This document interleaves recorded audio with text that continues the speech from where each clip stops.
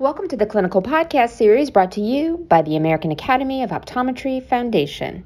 The topic for this episode is Incorporated Multiple Segments, DIMS, Spectacle Lenses, Slow Myopia Progression, a 2-year randomized clinical trial. I'd like to thank our host, Dr. Ruth Hyatt, and our topical expert, Dr. Andrew Pucker, for today's review.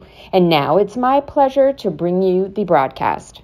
I'm Ruth Hyatt, a fellow and diplomate of the Academy. Welcome to the Clinical Podcast Series. Today we'll look at myopia progression during the COVID-19 pandemic.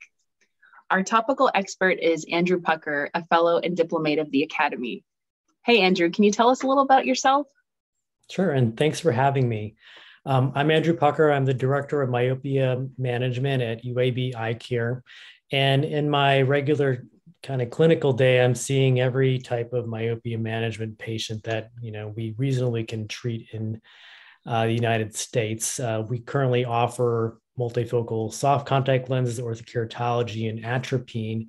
And recently I've started learning more about spectacle lens options. We can't get them in the United States yet, but our neighbors to the north, for example, in Canada, can get, for example, the DIMS lens, which is marketed as MyoSmart. And it's actually, the DIMS stands for Focus Incorporated Multiple Segments, which is a really long and hard thing to say. But what that means is there's essentially a center distance spectacle lens where there's center, clear distance vision, and there's a whole bunch of lenslets that have roughly a +3 add, so that it's giving different focuses on the eye, which has been shown in a clinical trial, which we'll link to this podcast, to slow myopia progression by over 50%.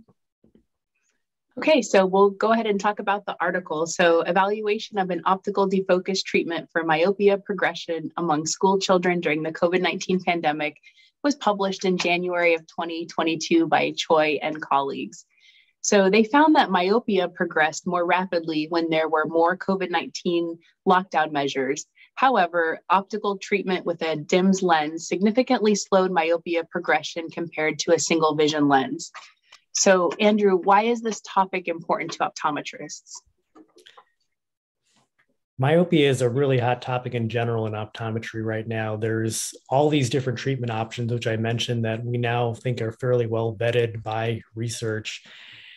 And this spectacle lens option is just a really cool thing that I think that we can start to hopefully offer in the United States in the next year or two. But really, how does this play into the pandemic is the question. So we have all these different treatments, and we don't know if being in really high stressful environments that may be inducing myopia, such as lots of near work, which is controversial for causing myopia, but it's in the literature. And then also time inside, which is really well established as something that has caused least myopia development. Again, it's not super clear if it causes progression, but in this paper, they found that kids who spent more time inside progressed more compared to pre-pandemic. So people in lockdown were kind of in their house, and in the country where this took place in Hong Kong, they had really strict measures. People weren't really even allowed to go outside. So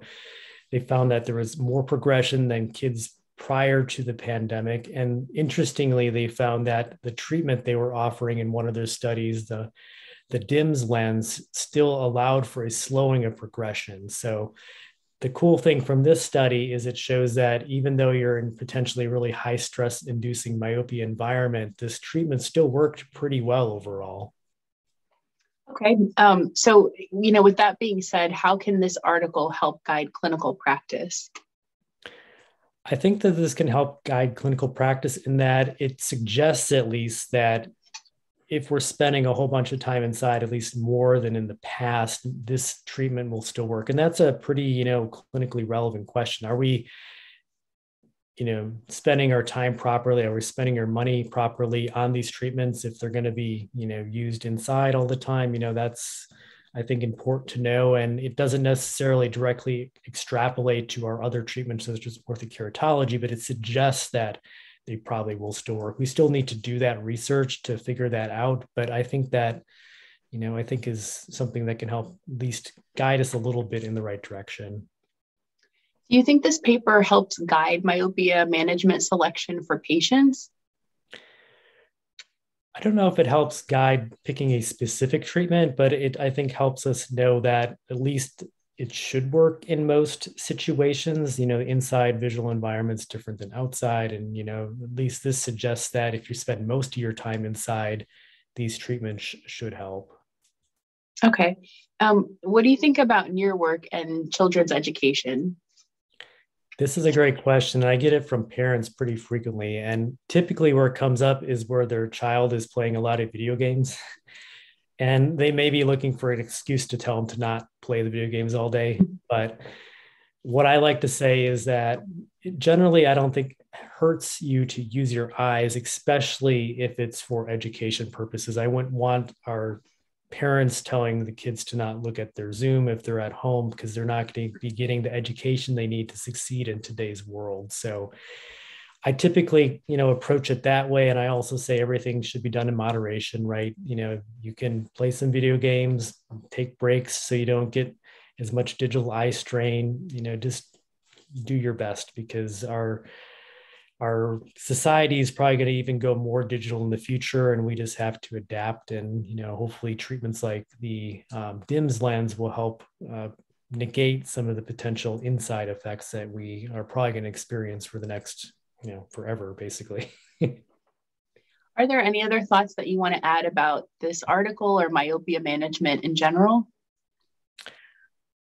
I think this is just another piece of information suggesting that we should be offering myopia management to our patients. You don't have to necessarily offer it in your practice. Like you said to me earlier today, you work at the VA, right? You're not probably seeing a lot of those patients, but you're probably seeing parents of patients, and you could, Sure. talk about that if that comes up. People like to talk about their children. So you can talk about these tidbits of things they may never heard about. And they can get to the right spot if they need to, have that option, because I think this is really becoming the standard of care. And if we're not offering it, we need to at least refer people to people who are.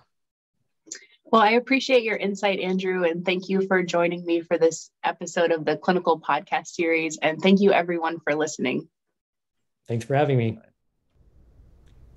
And a special thanks to Cooper Vision for their educational grant to make it all happen.